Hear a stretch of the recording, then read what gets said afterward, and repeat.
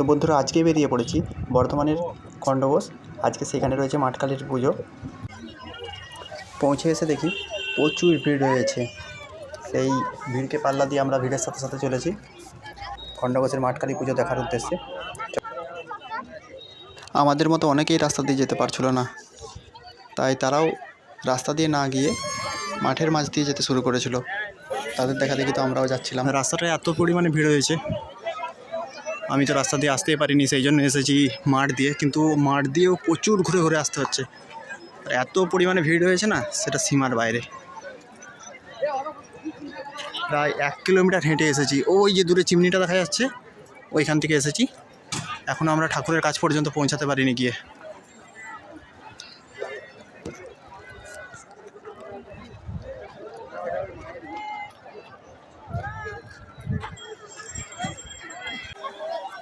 পুরো 1 কিলোমিটার হেঁটে আসার পরেও এখন পর্যন্ত আমরা ঠাকুরের দেখা পাইনি। আর রাস্তাটা যে কী পরিমাণ ভিড় হয়েছে, সেটা নিজের চোখে না দেখলে বলা যাবে না। চলো ঠাকুর পর্যন্ত আমরা শেষ পর্যন্ত যেতে পারি কিনা দেখি। তোমাদেরকে দেখাচ্ছি মায়ের মূর্তিটা কতটা সুন্দর।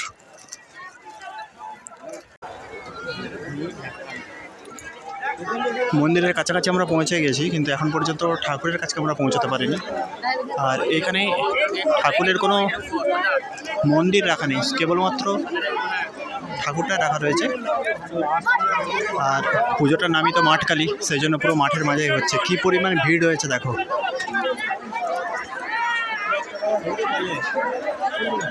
দেখতে পাইনি।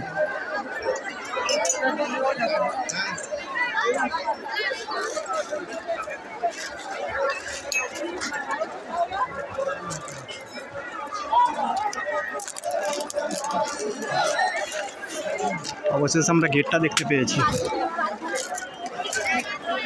ঠাকুরটার কাছ পর্যন্ত পৌঁছাই, চলো। রাস্তাটা যেটাতে আমরা আসতে পারিনি, কি পরিমাণ রাস্তাটা ভিড় দেখো।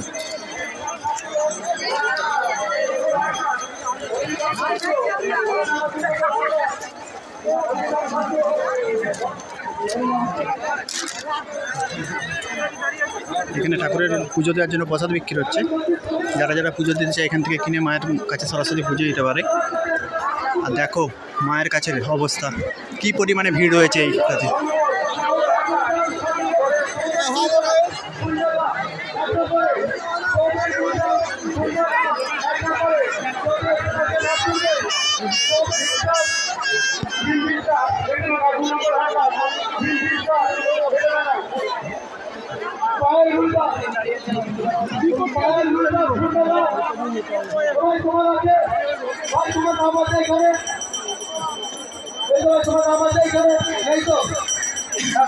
মাইকেতে যাদের যাদের নাম ডাকাচ্ছে তাদের সকলেরই মানসিক রয়েছে, সেই জন্য ডাকা হচ্ছে। আর ঠাকুরের কাছ পর্যন্ত আমরা যেতে পারবো কিনা জানি না, তবে তোমাদেরকে দেখানোর চেষ্টা করছি যতটা সামনে থেকে পারি।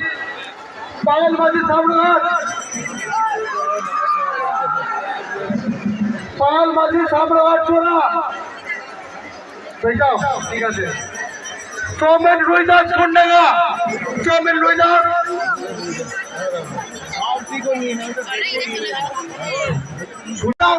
সামনে মায়ের কাছ পর্যন্ত যাওয়া যাচ্ছে না।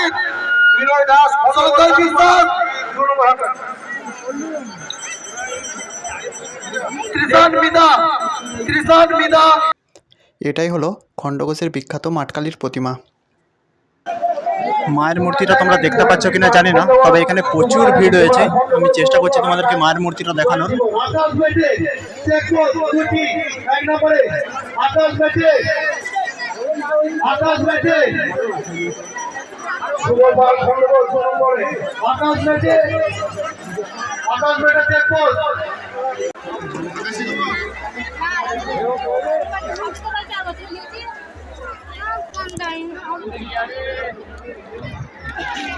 এত পরিমাণ ভিড় যে তোমরা দেখতে পাচ্ছ, আর কিছুক্ষণের মধ্যেই মানে সূর্য ডোবার সাথে সাথেই সমস্ত ভিড় কমে যাবে, অর্থাৎ এখানে কেউ আর থাকবেই না।